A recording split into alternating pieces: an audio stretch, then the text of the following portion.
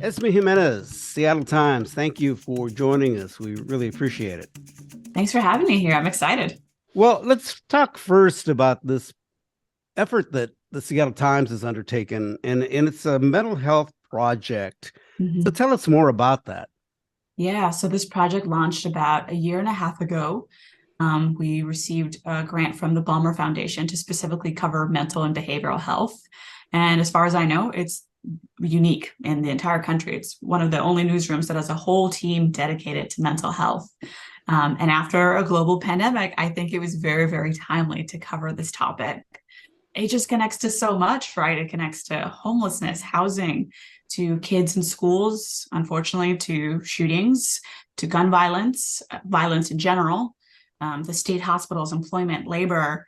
There's just Substance so many things. abuse. Substance use for sure. It's Yeah, really touches right. everything. I Yeah, think I've never run into someone where they said, "Oh, that doesn't affect me." They're like, right. "Oh, no, no, my neighbor, my cousin, my Yeah. dad." Well, you wrote an article recently that caught our attention that focused on how libraries are now having to take on kind of a social work aspect, although it's something that's been going on for a while with them. Now, other Mhm. entities as well in the city and the county, from transit to just other organizations that you would never think have to deal with this stuff, but because of the mental health crisis and all the other things you mentioned, now it's part of that. So, can you talk about first the term third place? Yeah, so third place is a sociological term that was coined by researchers. And the idea is that it's not your first place, which is your home, right? Tu casita. And it's not your second place. It's not where you go to work, where you travel. For me, that would be the newsroom, right? Versus my house. The third place is your local bar, right? Or maybe your church, a community center, any place where you hang out with your friends, you are watching the game, or you guys are playing chess, or just catching up after work. It's that kind of intermediary space. And so I found that fascinating as an idea because I had actually wanted to do this story a year ago, but I didn't Oh, know what my hook was going to be or why we're talking about it now. Is it timely? More of the news value part of it.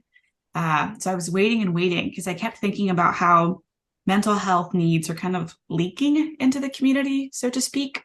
And by that I mean that because there is no one agency that tackles it, it kind of bleeds into lots of parts of the community, like libraries, like the parks or transit. And so I was trying to figure out, what would make this be a story. And then eventually I found out about their social worker program that they're relaunching in house at the Seattle Public Library.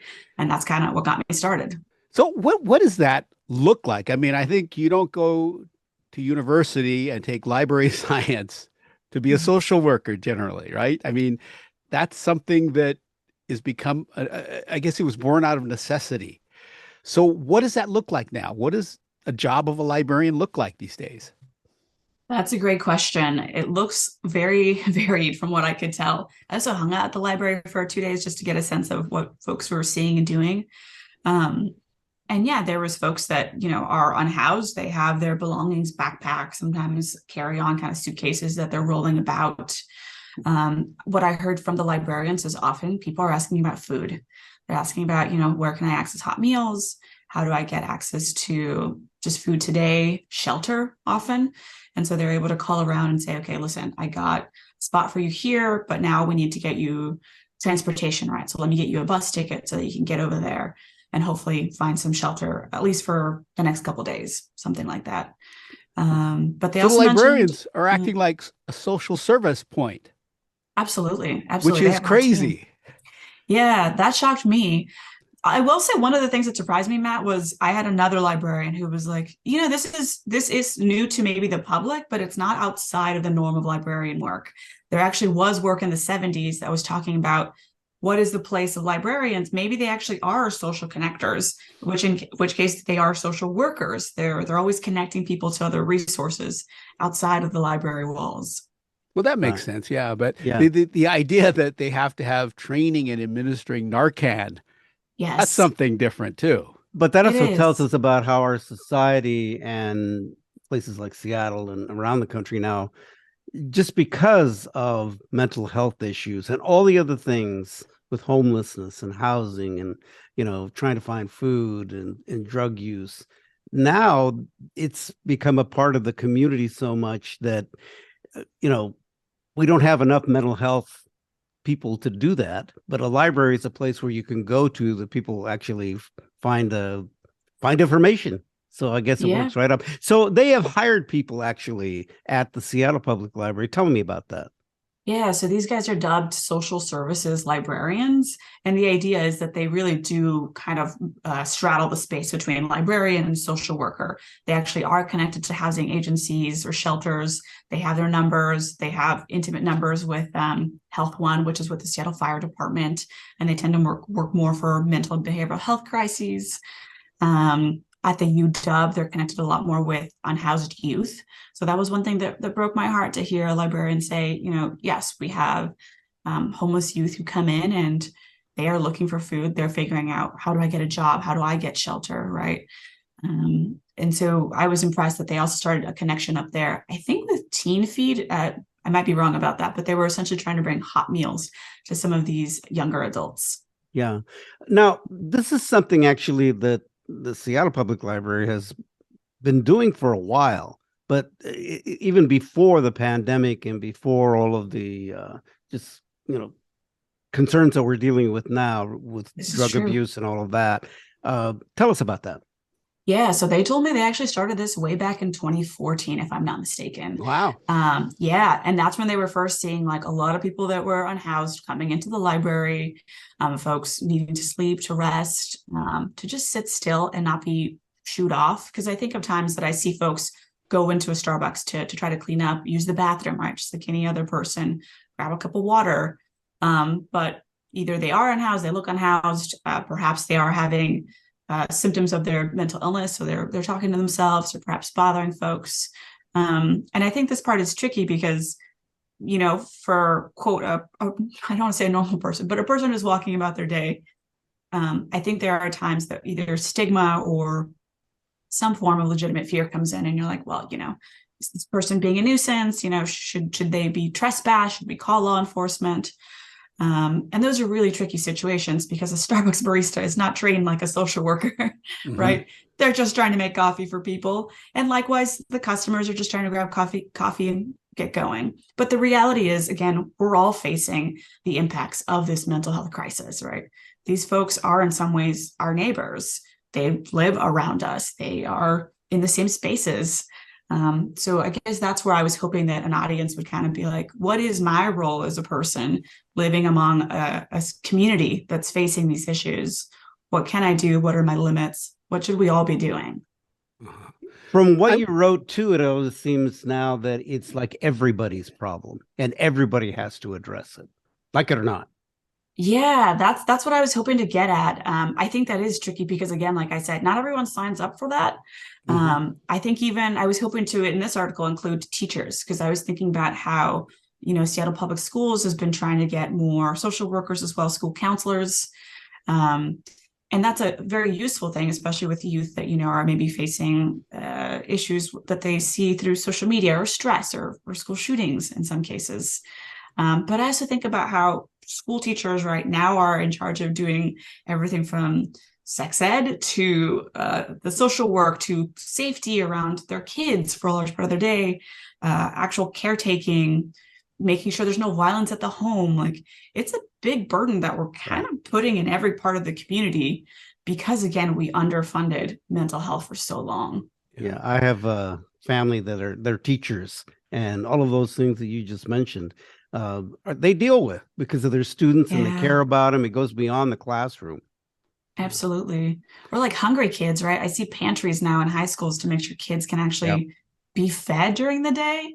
I don't know. I find it inspiring and I find it a little, but I guess just heartbreaking. Yeah, right? it is distressing. Right. Yeah. That, kids in this nation go hungry constantly. Yeah. So how the in the libraries, how has this fentanyl, the drug crisis, escalated things? Are they seeing more of this and having to do more because of the drug epidemic? Yeah, that's a good question. So I had filed a public records request just to see how often law enforcement was being called. And I only got it for the first 4 months of 2023. And it did seem like law enforcement was coming at least once every other day.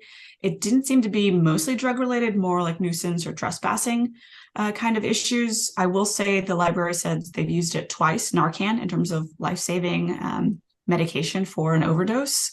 And it struck me because the day that I visited, they mentioned, that actually just happened this week. Security guard was doing his rounds in the morning before the library opened, and there was someone on the floor, and they were blue. So they went over, they suspected it was an overdose, called a medic, got that person Narcan. The person survived, luckily because of their quick action. But that just struck me too, because that security guard for the library now is the kind of person that's having to face this head on, be prepared. And that I don't know if that person, when they signed up for that job, knew that they were going to be doing that. Yeah. Or a librarian too. Yeah. Speaking of that, though, I mean, what's the morale of the library staff and the personnel that staff a library having this put upon them? Just out of necessity and out of humanity. I mean, because I'm sure they respond, because they're public servants in a lot of ways. But what's the morale like? Do they feel like this is going to be endless? Are people going to leave the field, or what's the psychology of it all? That's a good question. I think they were somewhere mixed. I found that even in the interaction, the day that we were visiting, there was a sense from some of the, I want to say like newer staff who were saying, hey, this is great that we can do this. The fact that the library is a beacon for community, for resources and connecting folks, excellent, right? If they can get socks here, let me get them socks. If I can get them a bus ticket to get them to a shelter, I want to do that. And I think there were some folks that, it's not that they were ever against it at all, but very much seeing, but we're not a shelter. We ourselves are not equipped with this. We don't want to necessarily become the de facto community place for that kind of thing because we're a library, right?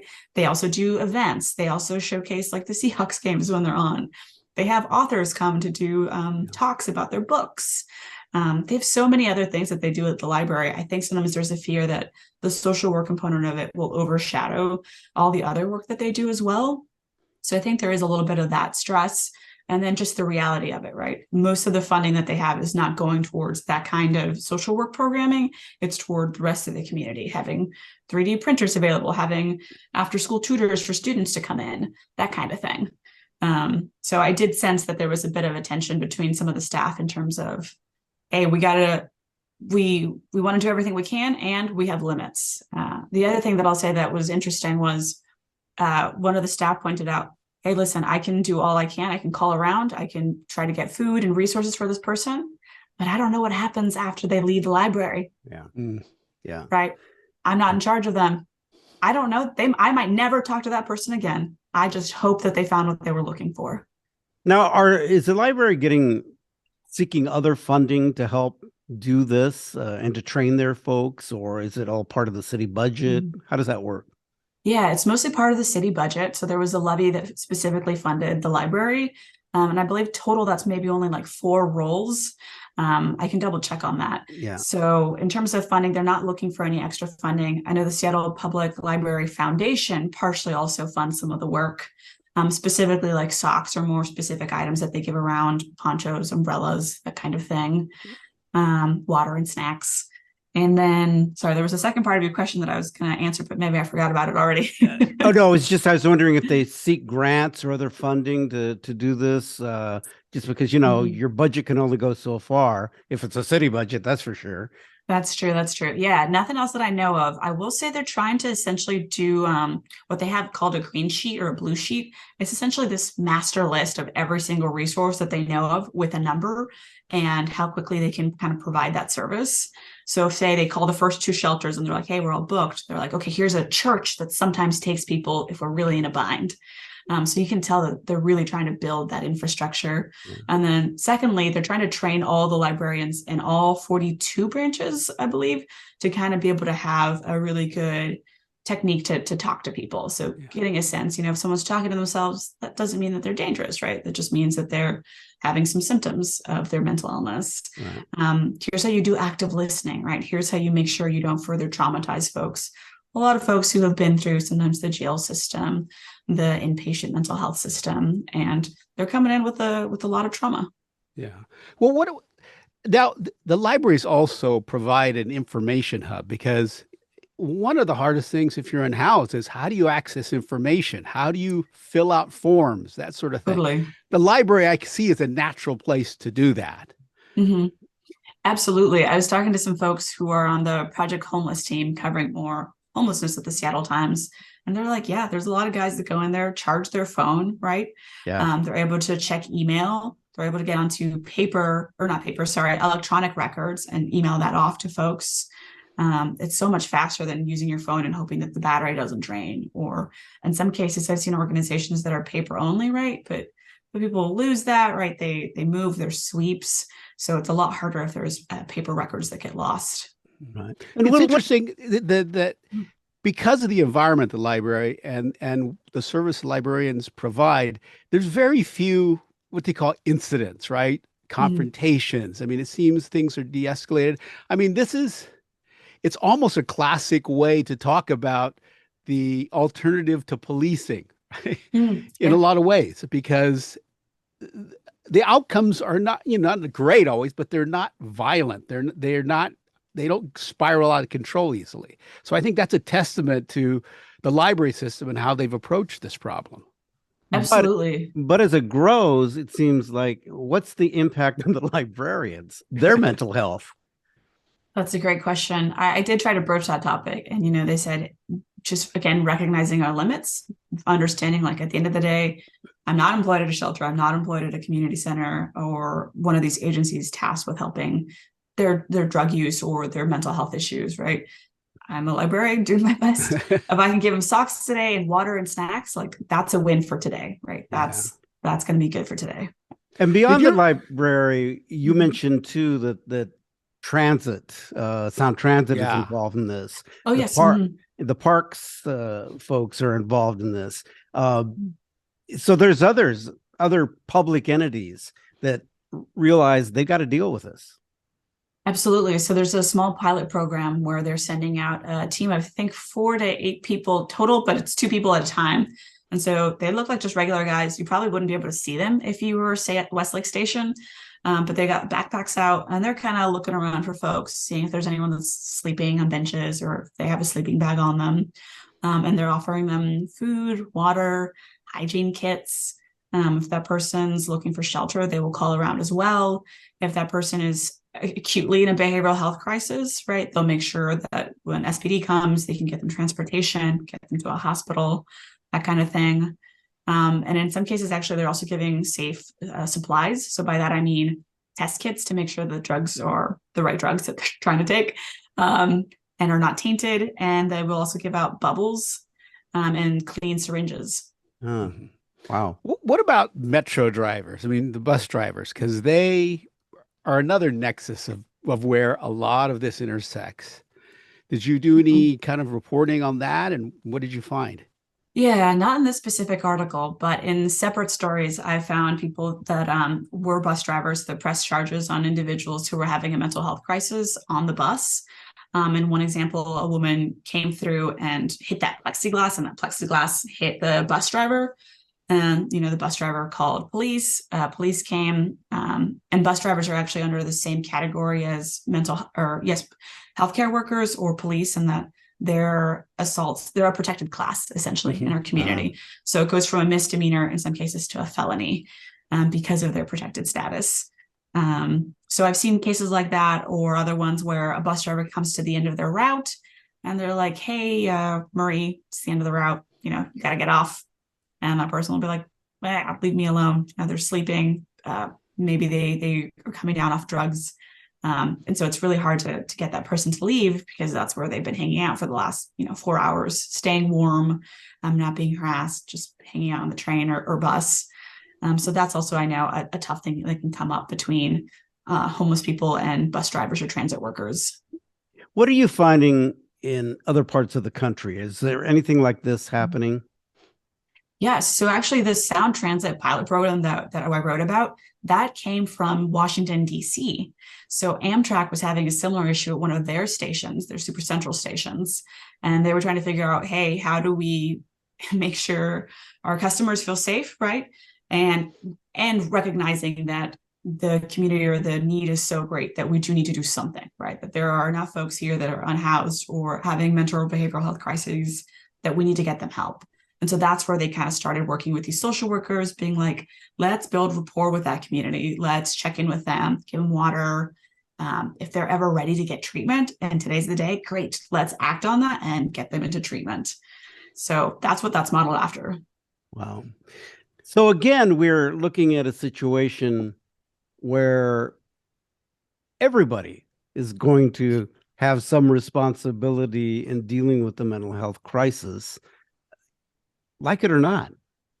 Yes, honestly, I think that's what I was trying to stress. If it wasn't clear in the writing, then, and you're listening now, then yes, the goal is for you to think about your role in this, what you would like your community to do, the limits, but also the reality of if no one takes care of it, that this is what it looks like, right? So what do you suggest? I mean, that people can do, because people will hear this and they'll go like, "Damn, this is rough," but what can I do? And what can people do besides being empathetic to the situation? Yeah, I think that's the question that kind of weighs on everyone, and everyone's going to choose that individually based on their positionality, what limits that they have. I realize people also have families, kids, work, stress, a billion other things that you need to be worrying about. Well, and their own mental health. Well, and their own mental health, absolutely. So I would say, on the low end, just reading about it, educating yourself about it. I think stigma actually still plays a huge role, and often people throw that word around, but really what I think we're talking about is shame, right? Right. Shame. Yes. That there is a sense of this person's in the street, they're talking to themselves, perhaps they are not keeping up with their hygiene, and we look away, right? We look away because we have a billion other things going on. And I think perhaps because it's also painful. It's painful to acknowledge, like, this is my community, and there's this dissonance between us too, right? Yeah. Even though we're both human beings worthy of dignity and love, but there's this huge chasm. And so I think educating yourself a little bit more, everything from severe mental illness, if you would like to read some of the articles about what depression looks like, bipolar disorder, schizophrenia, what symptoms show up, taking a mental health first aid course. So those are free in the city of Seattle. Oh, really? Okay. Yeah, I think it is long. It's like 3 to 4 hours, but it's really good. Some of the lessons that I learned immediately I implemented. And so I highly, highly suggest that. Where can people access that resource? Yes. So I want to say it was through, there is one through the Red Cross, but if you just look up free mental health training Seattle, it should be one of the top 3 results in there. Okay. And so it's a class, it's all online. I think there are some in-person options as well, if you would like to do that. Yeah. Like it or not, people have to understand that the mental health issues are everywhere. And I'm sure every family has been touched in some respect with dealing with a mental health issue with a family member, a loved one, a friend. And it's a reality. Of course, we see it every day on the streets now too. But this is something we can't just put under the rug or throw under the rug or just ignore. You can't, because it shows up everywhere else. Right. It shows up everywhere else. Yeah. Like, you can ignore it, but it's there. It's there. Before we go, tell us a little bit more about your mental health project and some of the stories you guys have been doing, and what are the things you're looking at? Yeah. So again, we're going into our almost second year. Yeah, our second year. And another story, if you were interested in the library story, that I would suggest is actually I did a ride along with the Seattle Police Department's mental health team, or rather they're called a crisis response team. And so that was an excellent article to understand, what are police facing? What can they do? And they have a dual response system where they have one officer and then they have one social worker that go out to these calls. So I would highly suggest that one.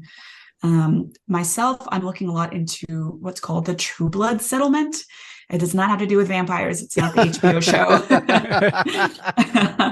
It's actually about a case that started way back in 2014 And it's about people in jail getting mental health sources or services rather on time. And it's still being litigated. At the end of this month, actually, they're going to be doing evidentiary hearings again because these folks are still sometimes waiting. I talked to one gentleman who was at the King County Jail for a year before he was able to get services at Western State Hospital. Wow. And that so is, they just sit there. They sit there, they languish. Yeah. And this is pre-trial, so they have not been found guilty yet. So that's the other thing that's huge for people to understand. Yeah. Yeah. Well, so I'll be having that coverage. So what can the public do to help librarians? I mean, is there anything that they can do? Yeah, I think there's a couple of things. One, use the library, right? Use the library, go in, right? Still support it. We don't want it to become a bankrupt community center, right? We want it to be a place where people can be there side by side with each other, regardless of their housing status, regardless of their mental health or substance use status. Two, you can also volunteer. I know that someone emailed me and said, "Hey, can I help?" And I said, I don't see why not. I see that there's a volunteer page on the Seattle Public Library. Here it is. Here's their phone number. So that's an option. If you see anyone that looks like they could talk, right? And you know a little bit more about your bandwidth and your ability to say like, hey, I can listen. I can do some empathetic listening. Half the time, what I heard from social workers at the library was people just want to feel like people, you know? Right. They don't want to be the homeless guy on the bus. They just want to be a guy who's checking his emails on a Tuesday afternoon, right? So if you can give people 5 minutes of dignity, I think that goes a long way. Be nice. I think that's one of the in this world these days. Please be nice. But you know, I'm really glad you guys are doing this work. Thank you for your work in the reporting and spending the time with us. Let's stay in touch because we'd like to follow up with other stories you do. And what as somebody who's been challenged with mental health issues, I have to say that I think what's really important is that people just try to be aware and don't stigmatize, because you know, this issue now has blown up tremendously and it's not going to go away. So try to be empathetic and understand, because it could be someone, could be you or your family member dealing with this. So yeah, Esmy Jimenez, thank you so much for taking the time. Seattle Times, and keep doing the good work. Thank you, Matt and Baker. Yeah, thank you.